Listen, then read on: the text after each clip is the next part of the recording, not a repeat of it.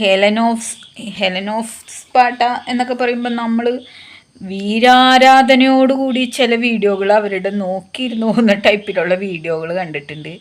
അതുപോലെ secret agent, ഇവരൊക്കെ നമ്മുടെ ഒരു എന്താ പറയുക, ഒരു സീനിയേഴ്സ് എന്ന നിലയ്ക്ക് അവർക്കിടെയൊക്കെ വീഡിയോകൾ കണ്ട് നമ്മളിങ്ങനെ കോരിത്തരിച്ചിരിക്കാറുണ്ടല്ലേ. അപ്പോൾ ധന്യയ്ക്ക് ഇതത്ര നല്ല കാലമല്ല. വളരെ കുറച്ച് നാളായിട്ടുള്ളൂ അവർ മദ്യപിച്ച് വാഹനം ഓടിച്ചതിന് പോലീസ് ഓടിച്ചിട്ട് പിടിച്ച് അവരുടെ ലൈസൻസ് 3 മാസത്തേക്ക് കട്ട് ചെയ്തിട്ടുണ്ടായിരുന്നു. അതിന് പിന്നാലെയാണ് ഈ കല്യാണി എന്ന് പറയുന്ന ഈ ഒരു ട്രാൻസ്ജെൻഡർ വിമണുമായിട്ടുള്ള ഈ ഒരു പ്രശ്നം നടക്കുന്നത്. അതിൽ ഹെലൻ്റെ ഒരു ഭാഗം ഞാൻ കണ്ടില്ല, കല്യാണിയുടെ ഭാഗം ഞാൻ കണ്ടായിരുന്നു. അപ്പോൾ കല്യാണി അതിൽ പറയുന്ന കുറച്ച് കാര്യങ്ങളൊക്കെ ഉണ്ട്. എന്തുതന്നെയായാലും ചില വീഡിയോകൾ ഇപ്പോൾ കാണുമ്പോൾ ഹെലന് ഇതിൻ്റെയൊക്കെ ആവശ്യമുണ്ടോ എന്നുള്ള തരത്തിലേക്കാണ് ഞാൻ ചിന്തിക്കുന്നത്. കാരണം ഇത്രമാത്രം വളരെ ജാസിനെയൊക്കെ പറയുന്ന കേട്ട് കഴിഞ്ഞാണ്ടല്ലോ തൊലി ഉരിയും.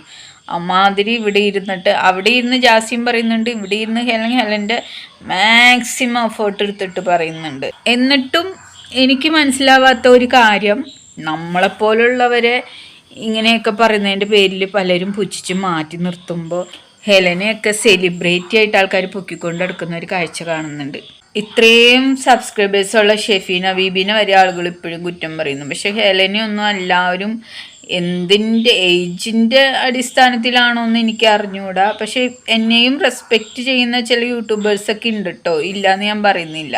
ഇപ്പോൾ കുറേ നാളത്തേക്ക് ഞാൻ റിയാക്ഷൻ വീഡിയോ ഒക്കെ നിർത്തി വെച്ചിട്ട് നമ്മളൊരു വഴിക്കൊരു രീതിക്ക് അങ്ങ് പോകാമെന്ന് വെച്ചാലും അതിനും ആളുകൾ സമ്മതിക്കാത്ത ഒരു നിവർത്തി കൊണ്ട് വീണ്ടും ഈ ഒരു മേഖലയിലേക്ക് എത്തപ്പെട്ടിരിക്കുകയാണ്. അപ്പോൾ ഇനിയും എൻ്റെ കയ്യിൽ നിന്ന് മാന്യമായിട്ടുള്ള റിയാക്ഷൻ പ്രതീക്ഷിക്കാം. അപ്പോൾ ഹെലന് എന്തിൻ്റെ കേടായിരുന്നു എന്ന് ആണ് എനിക്ക് ചോദിക്കാനുള്ളത്. കാരണം ഇപ്പം എന്ന് പറഞ്ഞു കഴിഞ്ഞാൽ ആരെന്ത് പറഞ്ഞാലും അപ്പോൾ ഓടിപ്പോയി കേസ് കൊടുക്കുന്ന ഒരു പ്രകൃതമാണ്, ഒരു സ്വഭാവമാണ് ഇപ്പോൾ എല്ലാവർക്കും കാണുന്നത്. അതുകൊണ്ട് ഇപ്പോൾ റിയാക്ഷൻ വീഡിയോ ചെയ്യാൻ തന്നെ വളരെ മടിയാണ്. വന്ന് സ്ത്രീകൾ മദ്യപിച്ച് വീട്ടിൽ കുത്തിയിരിക്കാണ്ട് വഴി കിടന്ന് ബഹളം ഉണ്ടാക്കുന്നു, മദ്യപിച്ച് വാഹനം ഓടിക്കുന്നു, പോലീസ് സിനിമ സ്റ്റൈലിൽ പിന്തുടർന്നിട്ട് ഓടിച്ചു പിടിക്കുന്നു.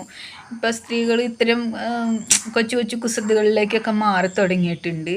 ഇതിനു മുമ്പ് നമ്മൾ കേട്ട വാർത്ത ഗായത്രി സുരേഷിൻ്റെ ആയിരുന്നു.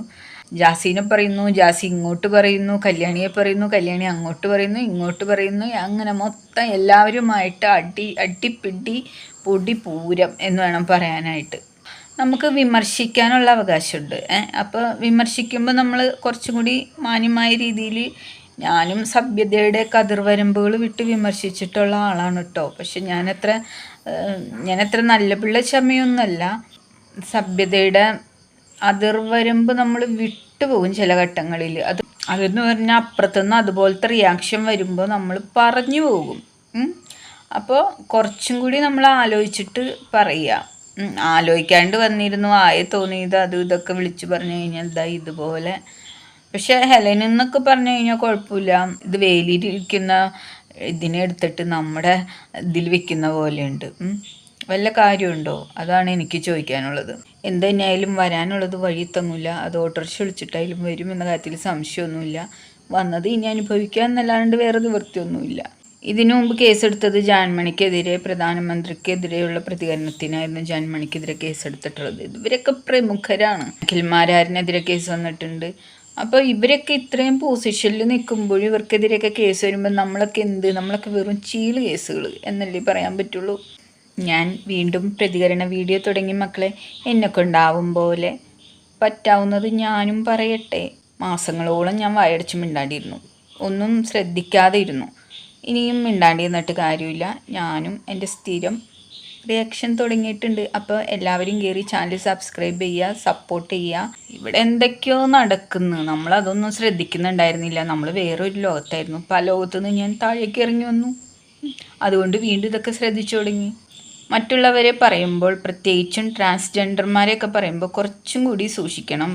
ആരെങ്കിലും എന്തെങ്കിലുമൊക്കെ കാണിക്കട്ടെ, നമുക്ക് പറ്റുന്ന പോലെ നമ്മളും കാണിക്കുക. ഞാനിപ്പോൾ സ്വന്തമായിട്ട് എൻ്റെ എന്തെങ്കിലും കണ്ടൻറ്റുകളൊക്കെ കാണിക്കാൻ ഞാനും ശ്രമിക്കുന്നുണ്ട്.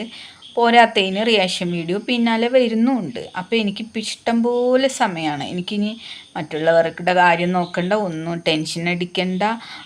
നമുക്ക് നമ്മുടെ കാര്യം മാത്രം നോക്കി നടന്നാൽ മതി. ഇഷ്ടം പോലെ നമുക്ക് ഫ്രീ ടൈമുണ്ട്, റെസ്റ്റ് ഉണ്ട്, ഹെൽത്ത് നോക്കണം, ഹെൽത്ത് മെച്ചപ്പെടുത്തണം, അങ്ങനെ ഒരുപാട് കാര്യങ്ങൾ നമുക്കുണ്ട്. അപ്പോൾ എല്ലാവരും എന്നെ ഒന്ന് സപ്പോർട്ട് ചെയ്യുക. നമ്മൾ വീണ്ടും യൂട്യൂബിലേക്ക് പൂർവാധികം ശക്തിയോടുകൂടി തിരിച്ചു വരികയാണ്. അപ്പോൾ റിയാക്ഷൻ വീഡിയോയും നമ്മുടെ കൂടെ ഉണ്ടാവും. മാക്സിമം ഞാൻ എൻ്റെ കഴിയുന്നതും ഞാൻ എൻ്റെ സ്വന്തം കണ്ടൻറ്റുമായി വരാനാണ് ആഗ്രഹിക്കുന്നത്. അതാവുമ്പോൾ ആരെയും ബുദ്ധിമുട്ടിക്കണ്ടല്ലോ. പറ്റാത്ത സാഹചര്യങ്ങളിൽ ചില കാര്യങ്ങൾ നമ്മൾ ഇതുപോലെ വന്ന് പബ്ലിക്കായിട്ട് പ്രതികരിക്കും. അപ്പോൾ നിങ്ങൾ സപ്പോർട്ട് ചെയ്യുക.